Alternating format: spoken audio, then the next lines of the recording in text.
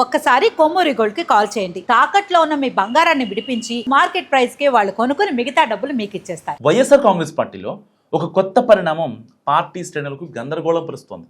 ముఖ్యంగా చిత్తూరు జిల్లా రాజకీయాల్లో ఒక కుదుపని చెప్పాలి. మాజీ మంత్రి ఆర్కే రోజా మళ్ళీ యాక్టివ్ కావడం వెనుక ప్రత్యేక వ్యూహం ఉన్నట్లు కూడా అర్థమవుతోంది. ఆమె సేవలను పూర్తి స్థాయిలో వినియోగించుకోవాలని జగన్మోహన్ రెడ్డి భావిస్తున్నారు. ఆమెను పక్కన పెట్టి బీసీ నేతకు అవకాశం ఇస్తారని ఇప్పటివరకు ప్రచారం జరిగింది. ఈ విషయంపై పెద్దిరెడ్డి రామచంద్రారెడ్డి కూడా అదే అభిప్రాయంతో ఉన్నారు. నగరి నియోజకవర్గంలో రోజా అభ్యర్థిత్వం మార్పు చేయాలని ఆయన కోరుతూ వచ్చారు.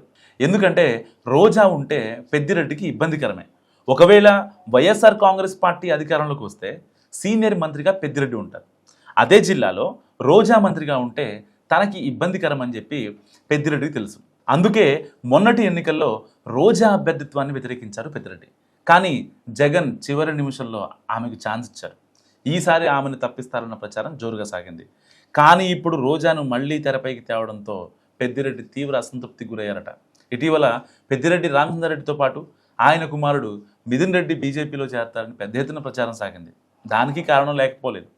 జగన్ స్థాయిలో పెద్దిరెడ్డి ఫ్యామిలీని టార్గెట్ చేసుకుంది కూటమి ప్రభుత్వం. అయితే ఇంతవరకు జగన్మోహన్ రెడ్డిని టచ్ చేయలేదు.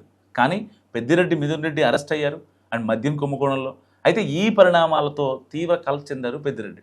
మరోవైపు మద్యం కుంభకోణంలో అరెస్ట్ అయి రాజమండ్రి సెంట్రల్ జైల్లో ఉన్న సమయంలో పెద్దిరెడ్డి మిథున్ రెడ్డిని కనీసం జగన్మోహన్ రెడ్డి పరామర్శించిన దాఖలాలు లేవు. అండ్ అప్పటి నుంచి ఏర్పడిన గ్యాప్ అలానే విస్తరించింది. ఇప్పుడు పెద్దిరెడ్డి రామచంద్రారెడ్డిపై అటవీ భూముల వ్యవహారం, ఆపై రెవెన్యూ రికార్డుల దహనం కేసు వెంటాడుతోంది. ఇన్ని అవమానాలు పడి జగన్మోహన్ రెడ్డి కోసం పార్టీలో ఉండాలా, ఆపై తన ప్రత్యర్థి రోజాను ప్రోత్సహించడం ఎంత మాత్రం మింగుడుపడట్లేదు పెద్దిరెడ్డికి. అందుకే బీజేపీలోకి వెళ్ళిపోవాలన్న నిర్ణయానికి ఆయన వచ్చారట.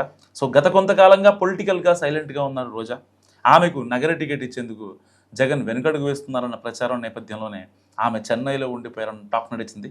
సో క్రమేపీ ఆమె వైసీపీ గుడ్ బై చెప్తారని కూడా ఒక రేంజ్లో ప్రచారం జరిగింది. కానీ ఉన్నట్టుండి ఆమెను తిరిగి చిత్తూరు రాజకీయాల్లో తేవడం, మరింత స్వేచ్ఛ ఇవ్వడం హాట్ టాపిక్ అవుతుంది. పెద్దిరెడ్డిని తప్పించేందుకే జగన్ ఆమెను తీసుకొచ్చినట్టు కూడా టాక్ నడుస్తుంది.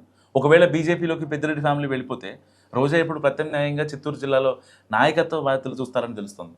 మరి ఏం జరుగుతుందో మీరేమనుకుంటున్నారో మస్తు కామెంట్ చేయండి.